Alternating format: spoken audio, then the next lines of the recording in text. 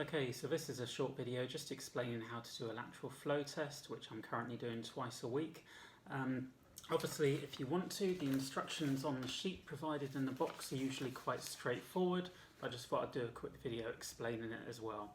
So in the box, you've got your water tube for the droplets into the pipette, your pipette for dropping into the tester kit, and your swab.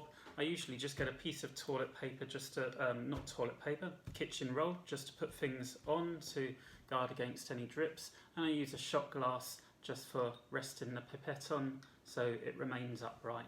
So first of all, just rip open the packet. Packages may differ depending on how it is, and then I usually just place it on the kitchen roll and just place that to one side.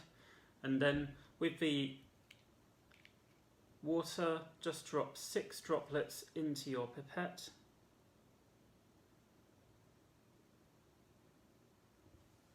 And then that's what the shot glass is for, just so you can rest it upright again. And then with your swab, obviously just unwrap it from the end that you hold. And then the guidance in the instructions is to put it 1.5 centimeters up your nose, up each nostril, and roll it around about 10 times.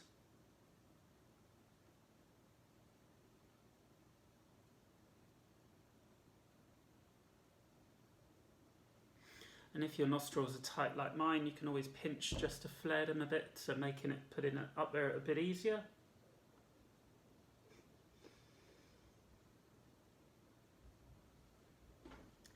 And then what you do is pick up your pipette, just squeeze the bottom of it and just roll around in the liquid so it gets a good sample for about 10 seconds. And then when you've done that, just squeeze it at the end as you pull it out.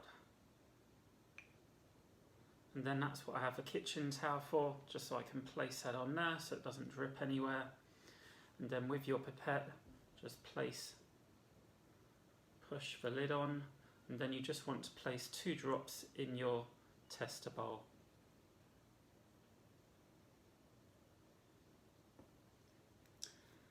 And then that's your lateral flow test, and you just wait about 25 to 30 minutes for the result.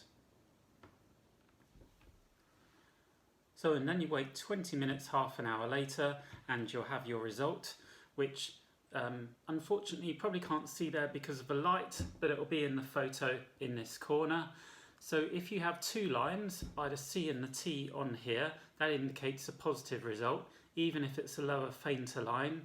If you have 1 line on the C, like I do there, you have a negative result. And if you have 1 line on the T, but nothing on the C, then it's a failed test and you'll have to redo it. So that's how you do a lateral flow test. Thank you.